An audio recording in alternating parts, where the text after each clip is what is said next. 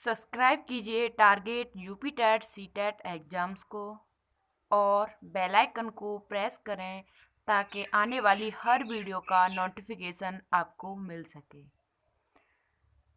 तो चलिए स्टार्ट करते हैं हम।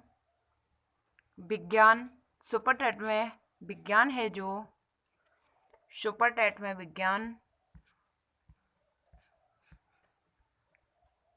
सुपर टेट में विज्ञान विषय है जो 10 नंबर की पूछी जाती है। विज्ञान विषय जो आपकी 10 नंबर की पूछी जाती है, तो आपको विज्ञान विषय पर फोकस करना है और हम आपको टॉपिक वाइज विज्ञान विषय है उसे हम करा रहे हैं और आपको यह अच्छे तरीके से पढ़ना है और अपने एग्ज़ाम में ज़्यादा से ज़्यादा नंबर गेन करने हैं। तो हमने पहले टॉपिक में आपको दैनिक जीवन के यानी कि दैनिक जीवन में विज्ञान पढ़ा दिया था और अब हमारा दूसरा टॉपिक है गति एवं बल। इसके बाद में हम पढ़ने वाले हैं ऊर्जा, प्रकाश एवं ध्वनि, दूरी, जीवों की दुनिया, यानी कि हम सारे टॉपिक को कंप्लीट करेंगे और आपको बस अच्छे से समझते हुए चलना है। तो चलिए स्टार्ट करते हैं।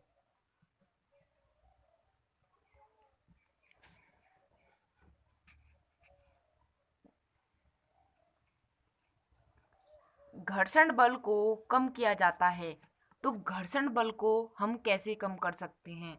घर्षण बल क्या होता है?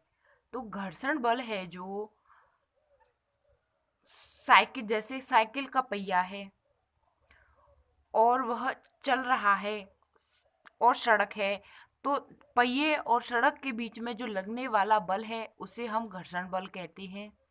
या फिर पेन का कॉपी पर चलना और पेन का और कॉपी का उन दोनों के बीच में जो लगता है उसे हम घर्षण बल कहते हैं।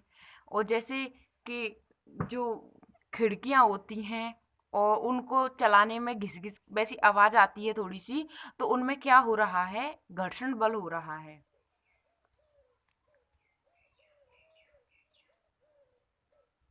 यानी कि संपर्क तल के बीच स्नेहक तेल लगाकर या ग्रीस लगाकर हम घर्षण बल को कम कर सकते हैं। घर्षण बल का मतलब है कि उन दोनों के बीच में या तो जंग का आ जाना, या मतलब कि बहुत कठिन तरीके से वहां पर चलना। घूमते हुए लट्टू में किस प्रकार की गति होती है? तो घूमते हुए लट्टू में घूर्णन गति होती है।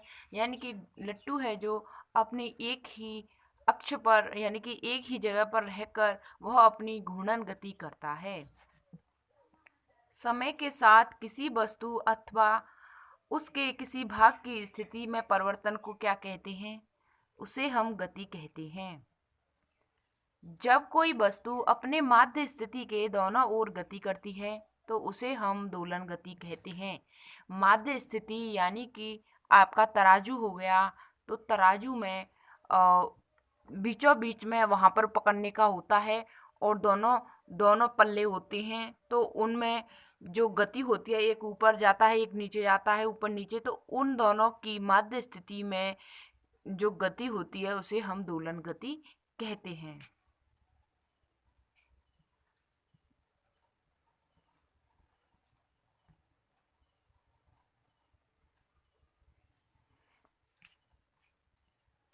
बल का मात्रक है, तो बल का मात्रक न्यूटन है। गति के प्रकार कितने हैं?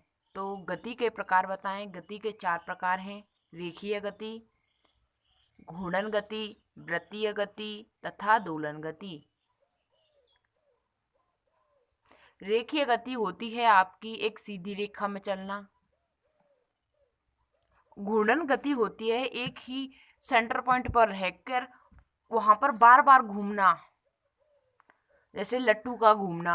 और वृत्तीय गति, वृत्तीय एक वृत्त में यानी कि वृत्त में घूमना, जैसे कि पंखे का एक ही वहां पर रहकर और गोल गोल घूमना। या फिर जैसे साइकिल का पहिया है उसे हम चला रहे हैं तो वह गोल गोल घूम रहा है, वो वही स्थान पर रहा है लेकिन वह घूम रहा है। और दोलन गति एक माध्य स्थिति के दोनों ओर जो गति होती है उसे हम दोलन गति कहते हैं। उम्मीद करते हैं आपको अच्छे से समझ में आ रहा होगा। जब कोई वस्तु अपने वृत्ताकार मार्ग पर गति करती है तो उस गति को क्या कहते हैं, यानी कि वृत्ताकार मार्ग पर गति करती है उसे हम वृत्तीय गति कहते हैं। किसी बल द्वारा एकांक समय में चली गई दूरी को क्या कहते हैं? एकांक समय में चली गई दूरी को हम चाल कहते हैं। चाल का सूत्र होता है चाल बराबर दूरी बटे समय, यानी कि एकांक समय में चली गई दूरी को हम चाल कहते हैं।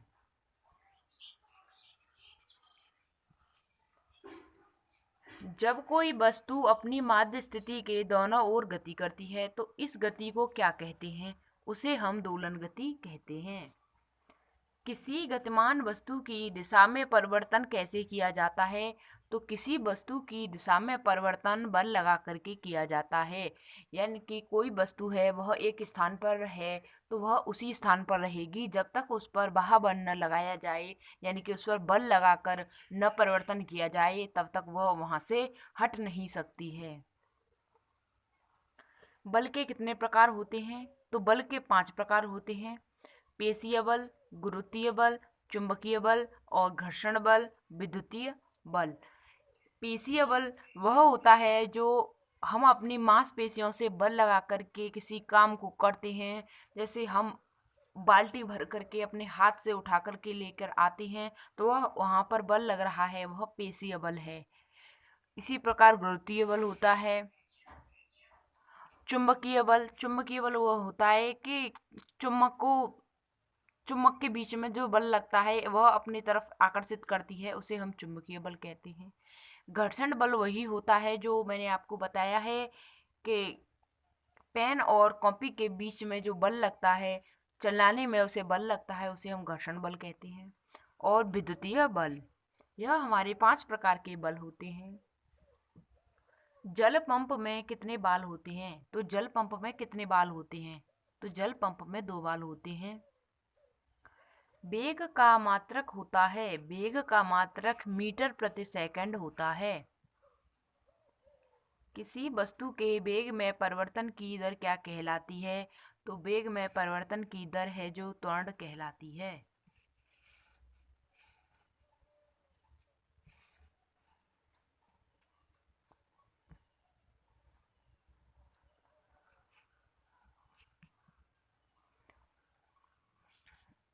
वृत्ताकार पथ में केंद्र की ओर लगने वाला बल क्या कहलाता है? तो वृत्ताकार पथ में केंद्र की ओर लगने वाले बल को हम अभिकेंद्री बल कहते हैं।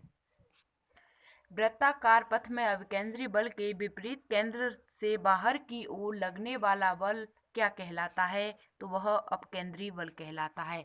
अभिकेंद्री बल है वह केंद्र की ओर लगने वाला बल है और अपकेंद्री बल है वह बाहर की ओर लगने वाला बल है। कोई साइकिल किसी सीधी सड़क पर नियत चाल से चल रही है तो इस साइकिल के पहिए दर्शाते हैं, तो वह वृत्तीय और स्थानांतरित गति को दर्शाते हैं। एक पिंड वृत्ताकार पथ पर गति कर रहा है जिसके द्वारा तय की गई दूरी समय के अनुक्रमानुपाती होती है, तो पिंड गति कर रहा है। तो पिंड क्या गति कर रहा है? वह पिंड है जो नियत चाल से चल रहा है। पिंड है जो नियत चाल से चल रहा है।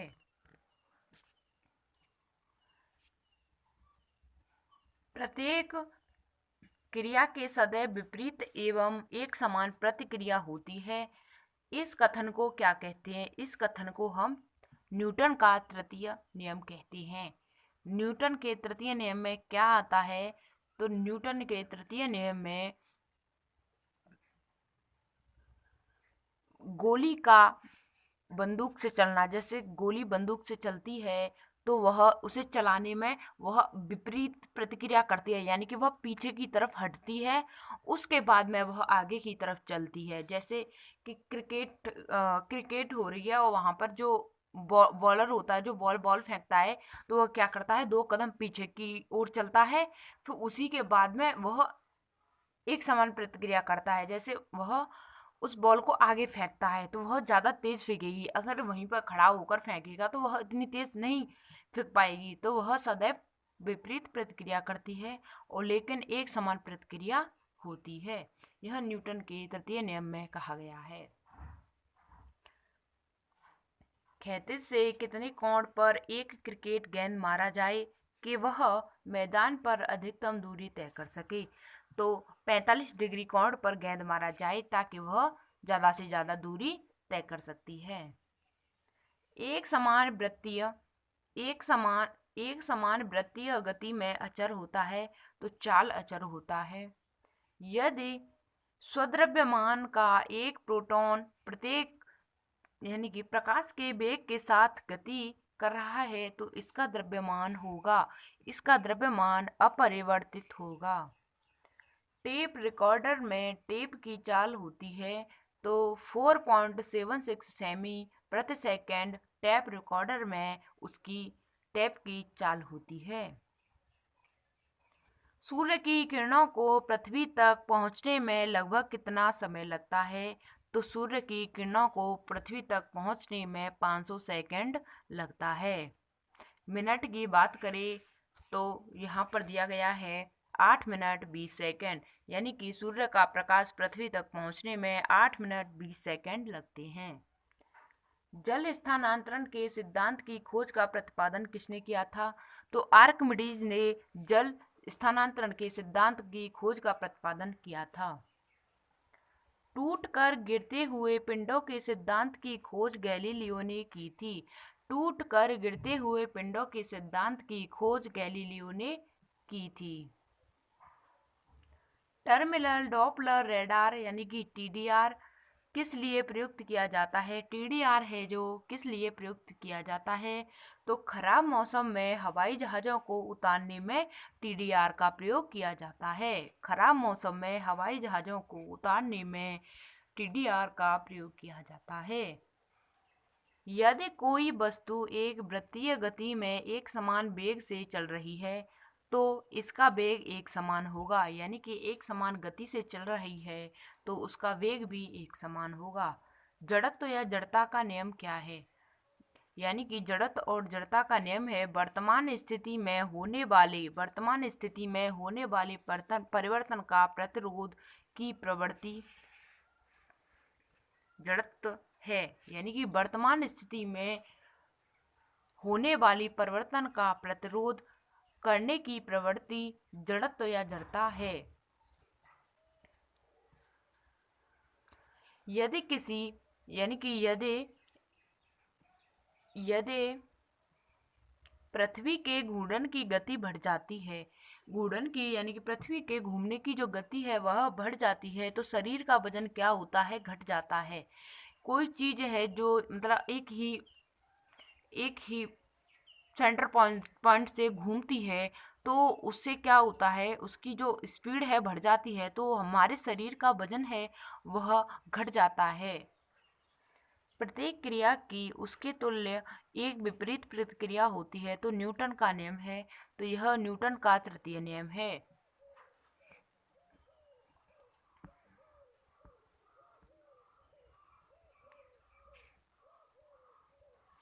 जड़त्व का पहला नियम जाना जाता है, जड़त्व का नियम है वह न्यूटन का नियम भी कहा जाता है।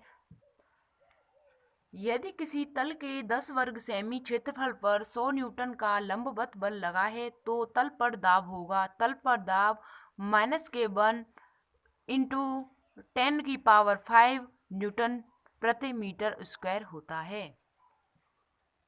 यदि किसी प्रकार सूर्य तथा पृथ्वी के बीच की दूरी दोगुनी हो जाए तो उनके बीच लगने वाला गुरुत्वाकर्षणीय बल का मान हो जाएगा, तो उसका मान है वह चौथाई हो जाएगा।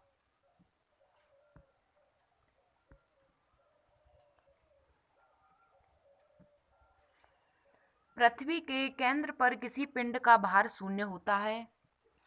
पृथ्वी के केंद्र पर पिंड का भार है जो शून्य होता है।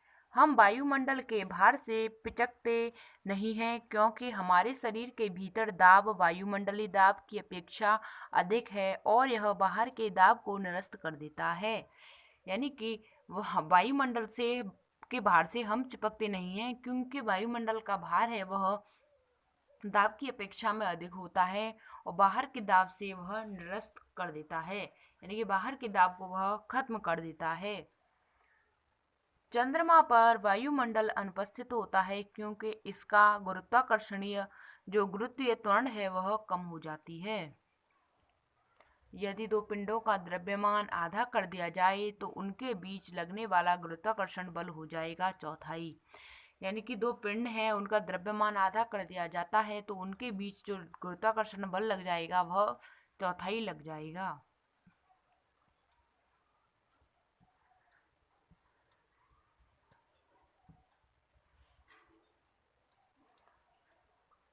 एक व्यक्ति का द्रव्यमान पृथ्वी पर 72 किलोग्राम है, तो चंद्रमा की सतह पर उसका जो किलोग्राम जो मान है वह 1/6 है। तो चंद्रमा पर व्यक्ति का द्रव्यमान होगा, यानी कि एक व्यक्ति है उसका पृथ्वी पर वजन है जो 72 किलोग्राम है और चंद्रमा की सतह पर उसका जो जी का मान है वह 1/6 है। तो चंद्रमा पर पृथ्वी का द्रव्यमान 72 किलोग्राम ही होगा। उसका जो द्रव्यमान है उसका 72 किलोग्राम ही होगा।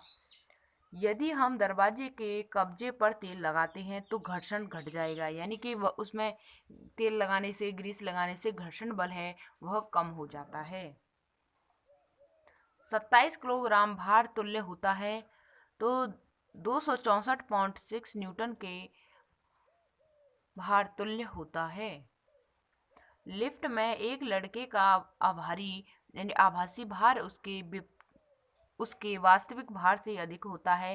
तो जब लिफ्ट जा रही है तो एक नियत त्वरण ऊपर की ओर जा रही है, एक नियत त्वरण ऊपर की ओर जा रही है।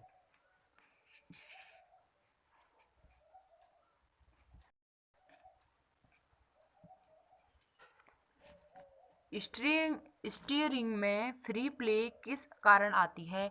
तो स्टीयरिंग में यानी कि ढीले होने के कारण उसमें फ्री प्ले आ जाती है। स्टीयरिंग है जो वह ढीली हो जाती है उसके कारण फ्री प्ले आ जाती है। ऊ का मान न्यूनतम होता है तो ऊ का मान न्यूनतम विषुवत रेखा पर होता है। नींबू निचोड़ने वाली मशीन किस प्रकार का उत्तोलक है? तो नींबू निचोड़ने वाली मशीन है वह द्वितीय श्रेणी का उत्तोलक है, यानी कि द्वितीय श्रेणी का उत्तोलक है नींबू निचोड़ने वाली मशीन है। लोहे की एक छोटी गोली पानी में डूब जाती है जबकि जहाज जलयान पानी पर तैरता है। यह सिद्धांत किस वैज्ञानिक के सिद्धांत पर आधारित है? तो यह आर्किमिडीज के सिद्धांत पर आधारित है। किसी वस्तु का भार उस समय न्यूनतम होता है जब उसे रखा जाए, यानी कि किसी वस्तु का भार है वह समय न्यूनतम होता है यानी कम होता है जब उसे रखा जाए पृथ्वी के केंद्र पर। पृथ्वी के केंद्र पर रखने पर उसका जो समय है, भार है, वह न्यूनतम हो जाता है।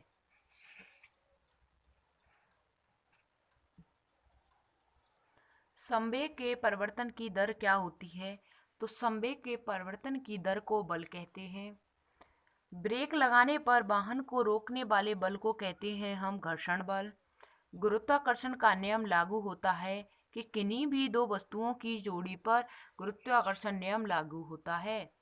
किसी वस्तु का अधिकतम भार किस स्थिति में होगा? तो पृथ्वी के ध्रुवों पर वस्तु का अधिकतम मान होगा। गुरुत्वाकर्षण के संदर्भ में जी का यानी जी को क्या कहते हैं? जी को हम गुरुत्वीय स्थिरांक कहते हैं। जी को हम गुरुत्वीय स्थिरांक कहते हैं।